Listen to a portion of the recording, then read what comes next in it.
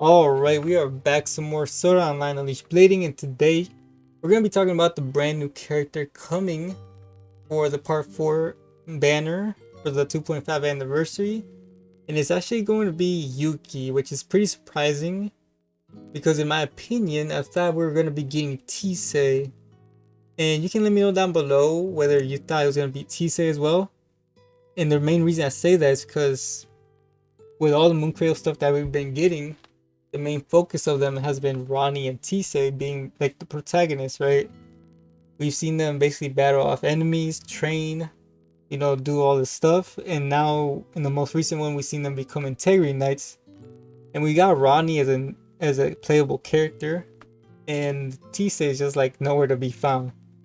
So of course we got Silica, Elizabeth, and now we got Yuuki as the characters. But we're basically gonna be breaking her skills down, seeing if she's worth summoning or not, and I'm gonna give you all my opinion whether you should be summoning for her or waiting, skipping the banner, and seeing what other good stuff is gonna be coming out. And as a reminder, after this celebration we should be getting like news about the summer celebration that they do every year with the swimsuit characters, so you should keep that in mind when you're deciding to summon. So he's gonna be limited edition, which means that most of the time these characters are gonna be very powerful. So let's go check her out.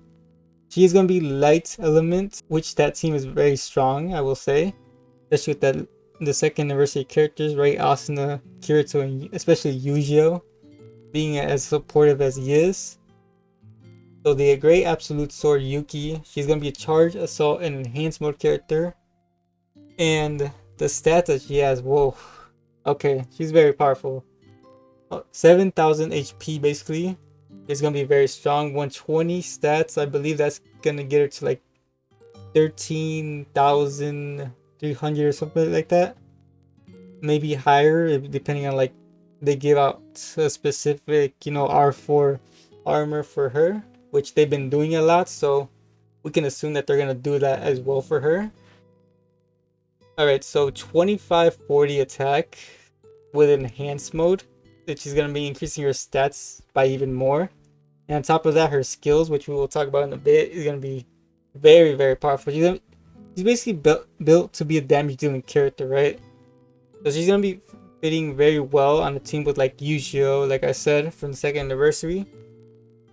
Like you have those two together, and then you have some unconscious rings. Oh, she's easily gonna be hitting like 1,000,000, 700,000 to 1,000,000 on her incarnate, which is gonna be very good.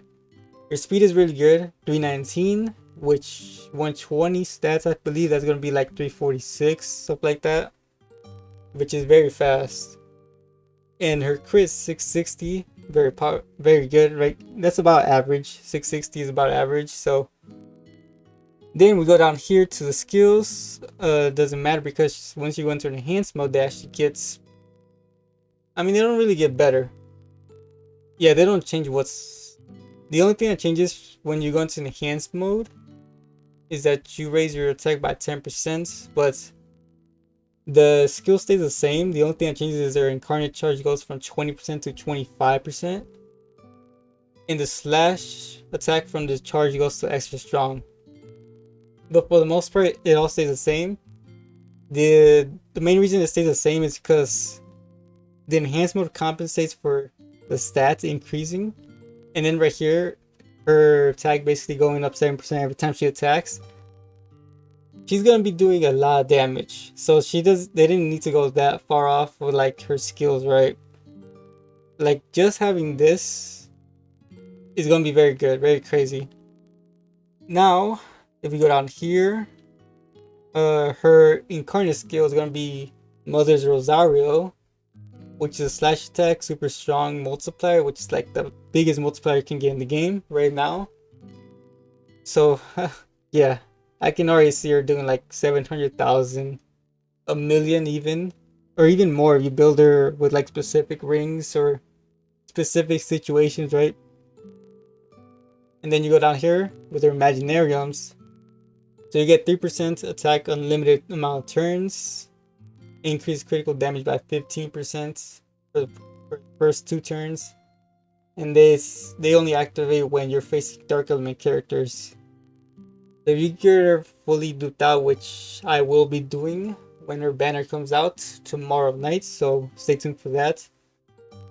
She will be getting extra 12% attack for the rest of the turns, for the rest of the battle, I should say, and she will start the battle with 60% critical damage, which is pretty crazy. Special partner is Kirito, perfect for the second anniversary. Very good leader skill, 25% at the start turn for incarnates, max of 125. And of course, the brand new mechanics, charge stacks, incarnate combo. But let's go check out the Light Element teams, see what like teams we can build her with, right? Alright, so these are all the Light Element characters so far in the game, except for, of course, the exception of the brand new season pass character, which is Kirito the Trap, as I like to call him, because I just been lazy and I haven't summoned for him yet. There hasn't been really no event to use him on, except for right now when we're about to get the ranking events, so I should get to summoning, using him, building a team, so you'll probably get to see him very soon. But aside from that, these are all the characters, and you can actually build a pretty strong team if you look around here, right? You got very powerful options. You got the anniversary characters from the second anniversary, like I mentioned before, Eugeo, Kirito, and Asuna. You see a couple EX characters around here, right? They're all powerful in their own ways. Administrator got her breaks, which are going to be very helpful. Ronnie is a very versatile character. She has like the heals, break yell. She has the AoE on her incarnate as well. She can be very helpful in many situations. The Leafas, the Terraria Leafas actually tend to be very powerful in terms of attacking damage power. So I might EX that Leafa. I'm not sure. She has no real dupes, as you guys can see. So it's very questionable. But maybe we'll do it. Asuna, I haven't used her in a while, so I don't really remember what she does. The Xenon actually does something very interesting where her enhanced mode actually gives like the multi-attack. Of course, you got some of the swimsuit characters. We got Xenon, we got Sortiliana, and just first year anniversary characters. You know, there's just a bunch of characters, right? So damage dealing characters, they're not a lot on this team, so that Yuki's gonna actually fit very well. Alright, so now the real question is whether you should be summoning for her or you should just be skipping her and seeing what comes out next. And honestly, I say that most people should summon for her. She's very powerful, and even with like no dupes, she's gonna be doing a lot of damage. She's gonna be very helpful for your team, especially because the Light Element teams that we just saw, there's not like a lot of damage dealing characters, except for like the second anniversary characters. Aside from that, they're just like, most of them are just there for support mid characters nowadays. So she's gonna be definitely a big power up for your team. So this is like a definite summon. But again, we do have swimsuit characters, if they do continue the tradition, which they usually do, coming out very soon. We should be getting like a live stream, something like that, in the middle of June. So yeah, keep that in mind when you're deciding to summon for Yuuki. But you know me, I summon for every character, so we will definitely be here summoning for her. So let me know down below what you think about this Yuuki. Is she gonna be as strong as she seems on paper? Because sometimes, you know, these details right here make you think that the character is gonna be pretty powerful, but in reality they're not that strong, or they might be underrated. But I'm curious to see what y'all think. And also let me know down below what you think about Yuuki being potentially the last anniversary character. Or would you have preferred it be Tiese, the Interior Knight Tiese, which we've been showing off basically with the illustrations and the story. Because honestly, I wanted a Tiese, because that Tiese looks pretty cool. And yeah, well, I just wanted a Tiese. I want to see her animation, see what she would have been doing.